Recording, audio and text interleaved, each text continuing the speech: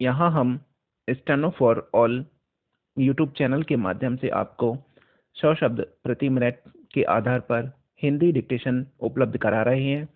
यह 7 मिनट की डिक्टेशन होगी जिसमें 700 शब्द हैं। रेडी। कोरोना संकट से निपटने को लेकर अपनी राय प्रकट करने सामने आए राहुल गांधी ने यह कहकर तो सकारात्मक भाव का परिचय दिया कि अभी मोदी से नहीं, कोरोना वायरस से लड़ने का समय है, लेकिन यह रेखांकित कर उन्होंने नकारात्मकता ही प्रदर्शित की कि लॉकडाउन समस्या का समाधान नहीं। उन्होंने लॉकडाउन को जिस तरह खारिज किया, उससे लोगों में भ्रम फैले तो हैरानी नहीं। ध्यान रहे कि पहले से ही कुछ लोग लॉकडाउन को लेकर गंभीर नहीं। ऐसे लोग यह मानते हैं कि सरकार लॉकडाउन के जरिए उनकी परेशानी बढ़ा रही है।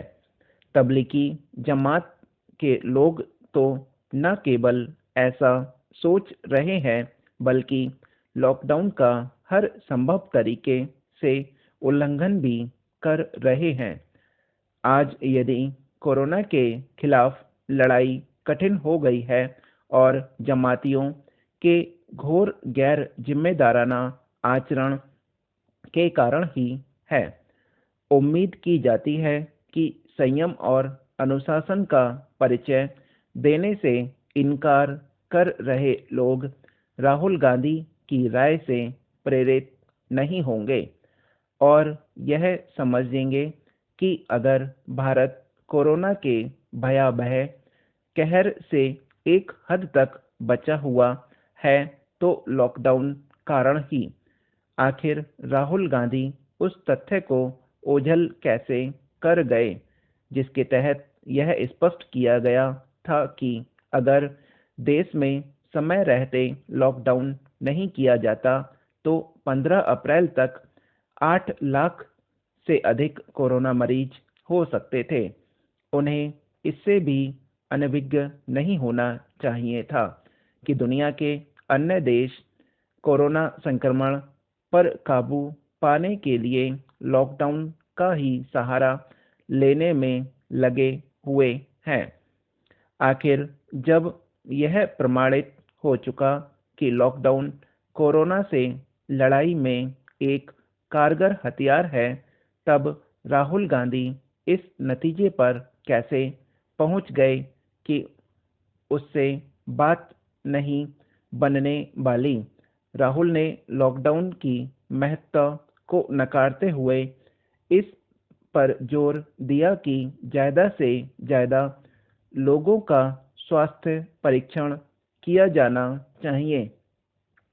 निसंदेह इसकी आवश्यकता अन्य अनेक लोगों की ओर से भी जताई जा रही है, पर यह समय की मांग भी है, लेकिन इसकी अनदेखी नहीं की जा सकती कि ऐसा ही किया जा रहा है। बीते कुछ दिन में स्वास्थ्य परीक्षण के काम में गति पकड़ा है। राहुल गांधी एक ओर परीक्षण किट की कमी को स्वाभाविक भी मान रहे हैं, दूसरी ओर यह भी कह रहे हैं कि परीक्षण बढ़ाने का कोई न कोई तरीका निकालना होगा। क्या यह बेहतर नहीं होता कि वह इस तरीके के बारे में कुछ बताते? निसंदेह इस समय बहुत से काम किए जाने की जरूरत है, लेकिन कम से कम राहुल गांधी को तो देश के सीमित संसाधनों से परिचित होना ही चाहिए। सेब की सुध। पहाड़ी राज्य की आर्थिकी में सेब महत्वपूर्ण है। हर साल करोड़ों टन सेब हिमाचल से अन्य राज्यों को जाता है। हिमाचल में कोल्ड स्टोरों में हजारों टन सेब रखा जाता है जो साल भर बेचा जाता है। हिमाचल समेत कुछ राज्यों में कर्फ्यू और अन्य राज्यों में लॉकडाउन के कारण कोल्ड स्टोर से सेब अन्य राज्यों में नहीं भेजा जा रहा। इससे बागवानों को भारी नुकसान हो रहा है। काफी खर्च कर बागवानों में कोल्ड स्टोर में हजारों टन सेब रखा है। करीब ₹पौने 2 प्रति किलोग्राम के हिसाब से इसका किराया भी अदा करना पड़ता है। बागवानों को कर्फ्यू के कारण अगले सीजन की भी चिंता सता रही है। कर्फ्यू के कारण वे बगीचों में भी कोई काम नहीं कर पा रहे हैं। सेब के पौधे पर इन दिनों फूल आ गए हैं और उन पर कीटनाशकों का छिड़काव किया जाना बहुत जरूरी है, लेकिन उन्हें ना तो कीटनाशक मिल पा रहा है और ना ही छिड़काव करने के लिए मजदूर। बागवान बेहतर दाम के लिए ही उपज कोल्ड स्टोर में रखते हैं, लेकिन अब उन्हें इसके खराब होने की आशंका भी है।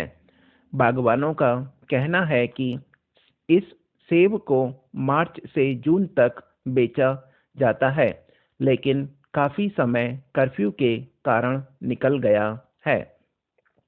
जुलाई में निचले क्षेत्रों से अगली फसल बाजार में आ जाती है।